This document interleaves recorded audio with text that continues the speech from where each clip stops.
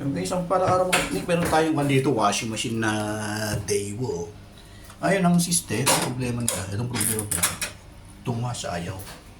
Pero itong spinner, okay siya. Ayan. So, ayun, lakas pa yung brake. So, itong wash ang nawala. Pero dati daw, one way lang ang under niya. Ngayon, tuluyan na siyang nawala, mga teknik. Yun ang alamin natin kung bakit. Yan, katanungan dyan. So, yung mga teknik. So, unang-una natin titignan dito yung kanyang schematic diagram. Makikita po natin. Ang una natin i-check ngayon dito is yung supply na pumapasok sa motor. Kung makikita natin yung motor, mga teknik. Yung blue, yun yung pinaka-neutral. Mag-con tayo rito sa pinaka-line in. Yung blue pupuntang neutral direct sa motor. Tapos yung kanyang line, pumunta siya sa wash timer, which is eto mga teknik. Wash timer. Yan. So, ngayon, sukatan natin kayo kung mayroong lalabas na supply dito sa wash timer, pupunta rito sa gray ng motor at saka yellow ng motor with respect to ground, itong blue. Okay, yun ang gagawin natin. Ito na yung mga wiring niya ngayon. Oh. Kung makikita nyo, ito yung wiring ng motor. Ito yung neutral niya. Yan, ito yung wiring ng motor. Ito yung neutral niya, blue. Tapos gray sa forward. Tapos yellow sa reverse. So, hindi naman mahalaga kung alin dyan ang forward or reverse. Basta mahalaga, masukatan natin kung mayroong supply na pumapasok pag umaandar. Ngayon, kung wala siyang supply na pumapasok between forward and reverse, ang problema dito. Okay? So, ganun lang kasimple mag-diagnose. Okay, check natin. So guys, may napanla pala ako rito na discover lang ako. May kaugnayan pala itong kanito. Itong wash in tawag nito. Wash program na pag naka-drain, hindi siya gagana. Ayan o. Tapos pag nakalagay sa normal, ayan, gagana siya. Ayan.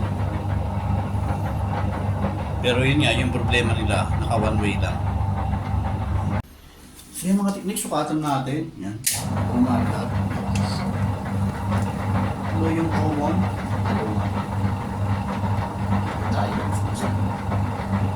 Ito yung common. Ito yung drain. Yan. Kitang-kita mga technique. May supply. Ito yung kanyang gray. Ngayon punta tayo sa yellow. Ito yung yellow naman.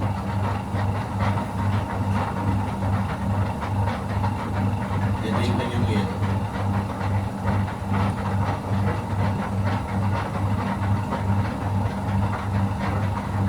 So meron din mga technique.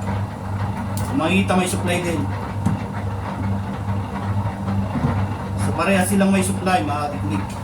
So ibig sabihin, yung switching niya, nakaswitch silang dalawa. Ayan o. 60. So, confirm. Timer ang problema. Ito, timer. So, yan talagang tingnan natin. So, yan mga technique, meron tayong nabiling timer. Sinukat namin siya, halos pares naman. Ang lang, pagkakaiba, yung color coding. Ngayon, dahil nagkakaiba yung color coding, actually nagkaroon na lang ako ng parang palatandaan na lang sa bawat linya rito. So, kung ano yung orientation niya nung sa original, tulad nito yung orientation ng original, ganun din ang gagawin natin sa bagong nabili natin. So, huwag natin sundin yung color coding niya kung titingnan yung mga technique. Tulad nito. Okay, mga technique, kung titingnan natin mga technique, ito yung bago, ito yung luma. Kung titingnan natin, magkaiba na yung color coding. So, hindi mahalaga yung color coding sa atin, kundi yung kanyang orientation. Yung orientation yung mahalaga. So, ito yung mga pinutol natin. Ayun, first thing first, na-check natin itong pinaka-switch ng kanyang function switch.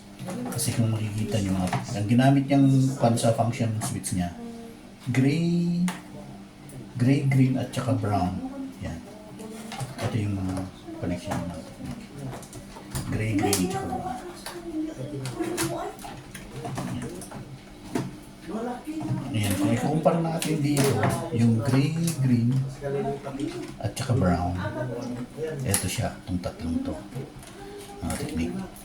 So, dito tayo magbabasa. Kung titingnan natin mga technique, ito sila, blue, brown, at siya gray. Ay, nagre-repair. Yan. Ang technique. Okay, so i-follow natin. Follow natin kung ano yung orientation nito. Sa color coding, ang diferensya lang yung instead of green, blue. So,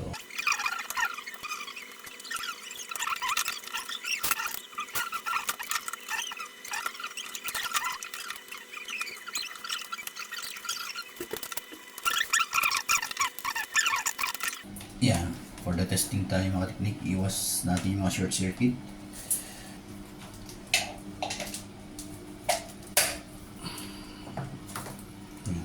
Iwas sa short circuit mga technique. Okay, so switch on. Yan, tapos switch. Oh, teka. Mukhang hindi nakaswitch itong ating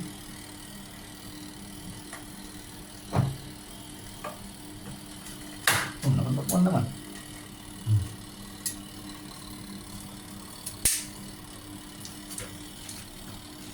So guys, pan lang tayo correction. Bale, nagka-reverse yung connectivity nito kasi kung titingnan natin dito mga technique. Etong brown kasi ang main line.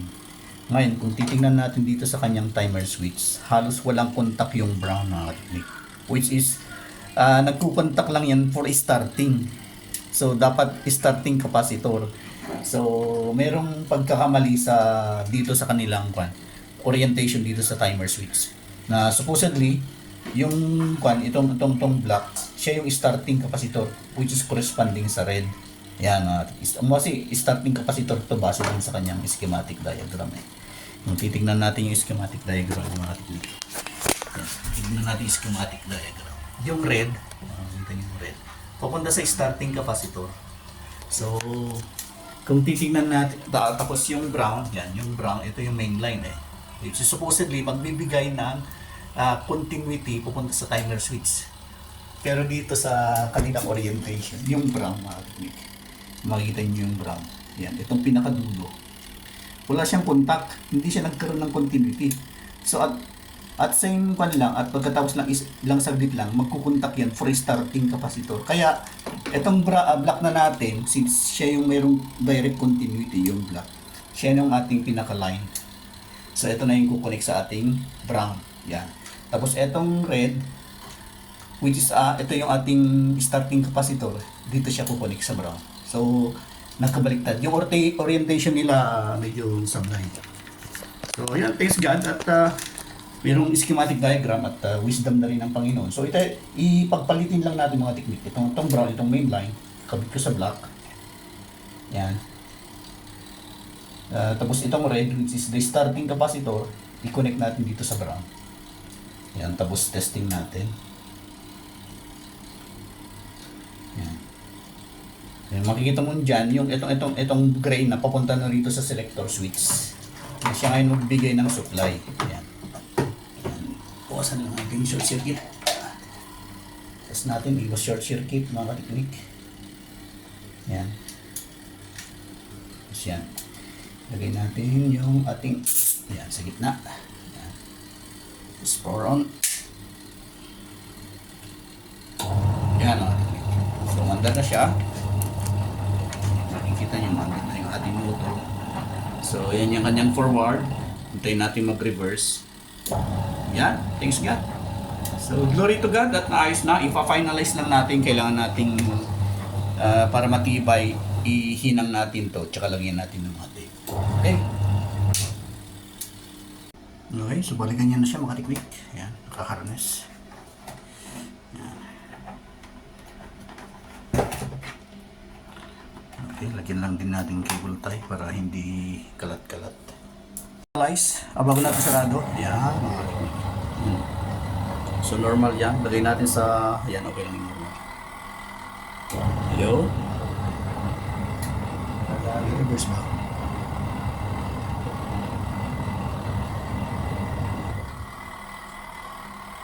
Yan, reverse. Tapos dito naman sa soft. Yan. Pag soft, mas mahaba. Yan, mas mahaba yung timer na naka-stop siya. Yun. Okay, thank you Jesus. Praise God sa karunungan.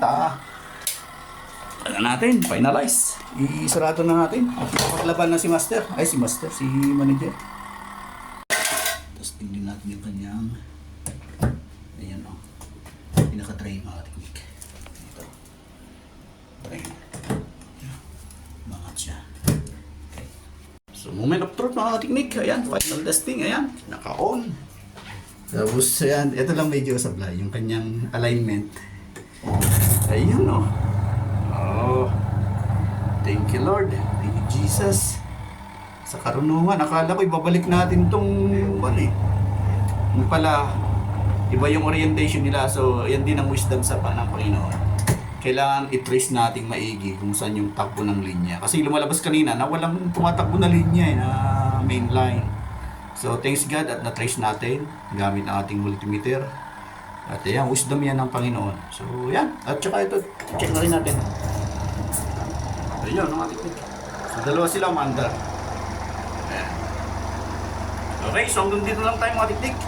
And medyo delay lang to dahil nakasoft tayo. Ayan. Okay, more power and God bless.